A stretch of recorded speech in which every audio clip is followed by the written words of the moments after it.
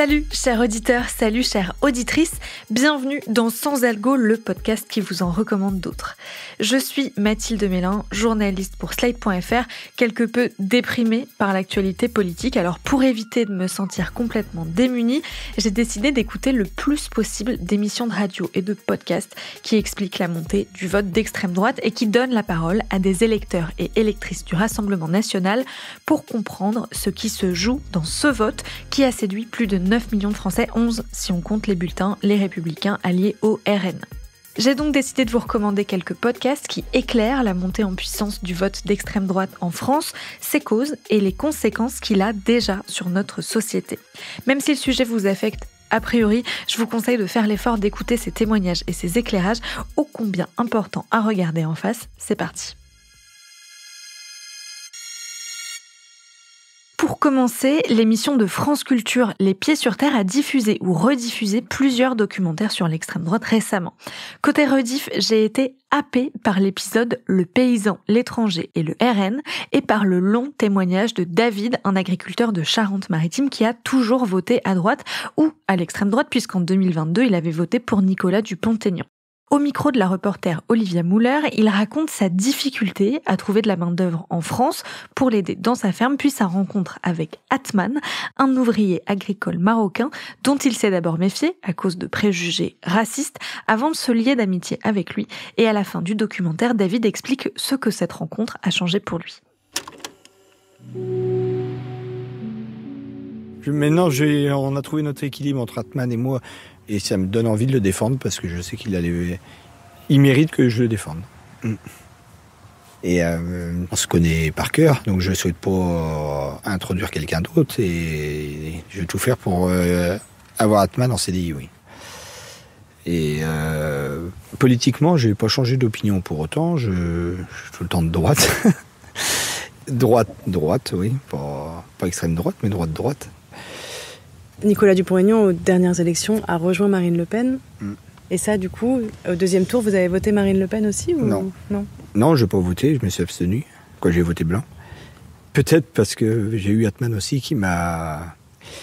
Il y a un attachement pour ce gars-là, ouais, maintenant. Quand on n'est pas confronté, en fait, on ne peut pas se rendre compte... moi, ça me ferait mal qu'il ne puisse pas revenir, je sais ce qu'il vit chez lui. Je trouve que c'est dommage d'avoir un potentiel comme ça et puis pas travailler avec ce genre de gars-là. Et maintenant, je me revois même pas avec un autre salarié pour l'instant. Donc, j'ai hâte qu'il revienne. Et je lui ai dit pour qui je votais. Et tout ce qu'il voulait pas, c'était la blonde. Et t'as vu, la blonde, elle n'est pas passée. Je pense que moi, c'est Atman qui m'a fait changer aussi, mais... J'aurais peut-être fini par voter pour elle si j'avais pas eu Atman. Oui. C'est un témoignage plein de complexité puisqu'on devine à la fois la complicité qui lie les deux hommes et les rapports de domination qui se jouent entre eux. Toujours dans l'émission Les Pieds sur Terre, j'aimerais aussi vous parler de l'épisode Le RN pour essayer de Martine Abat et Rémi Dibowski-Douat, 3 témoignages et 3 profils différents d'électeurs du RN qui racontent tour à tour ce qui les a poussés à voter pour le parti de Marine Le Pen et de Jordan Bardella aux européennes. Et pour certains, c'est un vrai glissement idéologique, comme pour Jérémy, un jeune chef d'entreprise des Côtes-d'Armor. Moi, je suis plutôt un électeur historiquement de gauche, centre-droit. J'avais voté François Hollande, ensuite j'avais voté Emmanuel Macron, et là, dernièrement, j'ai voté pour la première fois Rassemblement national. La gauche de Jean-Luc Mélenchon me fait peur. Et aujourd'hui, les 2 seules personnalités qui me semblent raisonnables et qui me semblent porter vraiment un discours républicain et rassembleur, c'est le Rassemblement national. Et pour moi, on a tort de penser que ce qui anciennement s'appelait le Front National sous Jean-Marie Le Pen, peut-être c'était vraiment un parti d'extrême droite et xénophobe, raciste. Voilà. Aujourd'hui, le Rassemblement National, c'est juste un parti conservateur, classique en fait. Ce que j'ai aimé dans cet épisode, c'est que les 3 témoignages montrent bien qu'on ne peut pas résumer le profil des électeurs du RN si facilement et que nouveaux électeurs ou militants historiques choisissent ce parti pour des raisons bien différentes. Allez jeter aussi une oreille à Programme B de Binge Audio et plus particulièrement à l'épisode intitulé « Dans la tête des électeurs du RN » qui a été diffusé 2 jours avant le premier tour des législatives anticipées. Thomas Rozek y interroge le philosophe Guillaume Leblanc qui est notamment l'auteur d'un article intitulé « Panique d'identité dans la tête des sympathisants du Rassemblement national » paru fin 2023 dans la revue Esprit. En un quart d'heure à peine, il tente d'expliquer les ressorts qui poussent de plus en plus de citoyens à voter pour le Rassemblement national sans jamais céder à la facilité des clichés. J'ai particulièrement apprécié sa prise de recul et son invitation à prendre un peu de hauteur dans nos analyses du vote RN et du vote en général. En règle générale, je suis surpris de voir comment on analyse toujours les rapports de force politiques, les analyses politiques, la victoire d'un parti, etc., comme s'il s'agissait là d'une mathématique plaquée sur le vivant. Et en réalité, on oublie que derrière un militant, quel qu'il soit, il y a une psychologie, il y a donc un sujet individuel qui a des raisons de produire le vote dont il est l'auteur. Alors c'est très facile de dire en réalité vous n'êtes pas l'auteur de votre vote, vous faites berner, etc. Mais ce discours de l'expertise, il bute effectivement sur ce que j'appelle la boîte noire de la psychologie.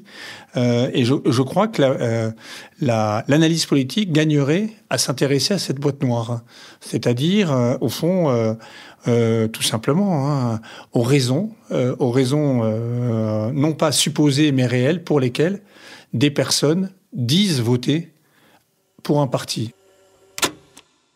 Programme B a dédié pas mal d'autres épisodes à l'extrême droite, dont une série sur les nouvelles mythologies agitées par les extrémistes sur les réseaux, comme les tradwives ou le survivalisme, sorti récemment, ou un épisode de 2019 intitulé « Extrême droite du cordon sanitaire au cordon ombilical », dans lequel Jean-Yves Camus, un politologue spécialiste de l'extrême droite, explique l'évolution de l'ostracisation du FN, puis la normalisation du RN dans le paysage politique français. Ça résonne parfaitement avec les débats actuels autour du Front républicain et des désistements pour contrer le RN.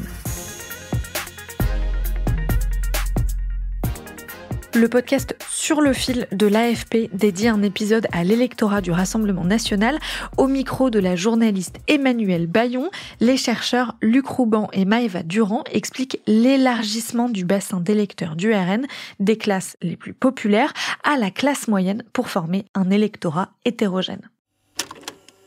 La sociologue Maëva Durand confirme, elle a travaillé dans l'Est et le Sud-Est de la France. Et pour elle, la particularité du RN est de rassembler des catégories sociales qui n'ont a priori rien en commun, mais qui se retrouvent dans le RN, devenu selon elle un parti attrape-tout. L'électorat du Rassemblement national, il est composite. C'est-à-dire que par rapport à d'autres partis politiques, il arrive à amasser des catégories sociales très différentes, avec des intérêts divergents. Ce qui est une particularité, parce qu'y compris, il a des doubles discours, voire des triples discours, qui changent même en fonction des régions, en fonction des porte-paroles, en fonction des élections. Et donc, il y a un effet un peu attrape-tout, qui est un peu spécifique à ce parti politique. Selon les chercheurs, tous ces électeurs ont en commun une certaine angoisse existentielle, la crainte d'un déclassement, le sentiment de l'insécurité, d'une immigration qui dilue l'identité française à l'ancienne telle qu'ils l'entendent. La forme du podcast n'est pas très originale, je vais pas vous mentir, c'est comme un long reportage radio, mais le propos est clair et l'épisode ne dure que 9 minutes. C'est l'épisode le plus court de cette sélection et c'est peut-être le plus neutre aussi. Vous pouvez donc l'envoyer à vos proches qui auraient voté pour le RN ou qui seraient tentés pour les aider à analyser leur choix. Et pour terminer et prendre un peu de hauteur, je vous conseille le podcast d'Alice de Rochechouart, Le Fil d'actu, fil P-H-I-L.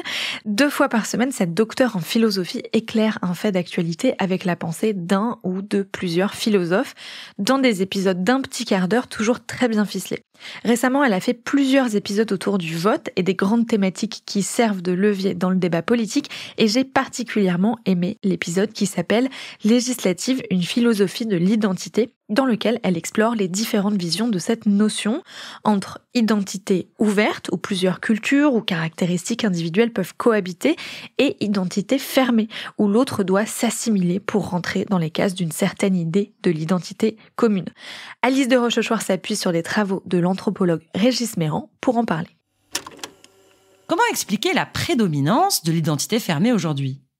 Selon Régis Méran, les obsessions identitaires surgissent quand les difficultés économiques et sociales créent de la frustration et de l'amertume. Alors, ceux qu'il appelle les entrepreneurs identitaires, qui peuvent être éditorialistes, écrivains, ou encore des patrons comme Vincent Bolloré, qui mènent une véritable guerre civilisationnelle, tous ces entrepreneurs passent à l'offensive identitaire. Ils captent les angoisses et instaurent un climat anxiogène, populiste, voire pré-fasciste. Le racisme devient la clé de voûte de la société. L'identité remplace la question sociale. Ce podcast est disponible sur Slate Audio, c'est notre plateforme de recommandation de podcasts où vous retrouverez aussi une playlist de podcasts dédiée aux stratégies de communication du Rassemblement national et à sa quête de respectabilité. Merci d'avoir écouté cet épisode de Sans Algo, j'espère qu'il vous a plu et surtout qu'il vous a donné envie d'aller voter pour faire barrage au Rassemblement national. Pour plus de recommandations de podcasts liées à l'actualité, n'oubliez pas de vous abonner à la version newsletter de Sans Algo, disponible sur Kessel et sur Slate.fr. Elle paraît le vendredi tous les 15 jours et promis, j'y mets autant d'amour et d'énergie que dans ce podcast pour vous proposer des programmes de qualité à glisser dans vos oreilles. À bientôt. Sans Algo est un podcast de Mathilde Mélin, produit et réalisé par Slate Podcast sous la direction de Christophe Caron. La production éditoriale est assurée par Nina Pareja et le montage par Aurélie Rodriguez.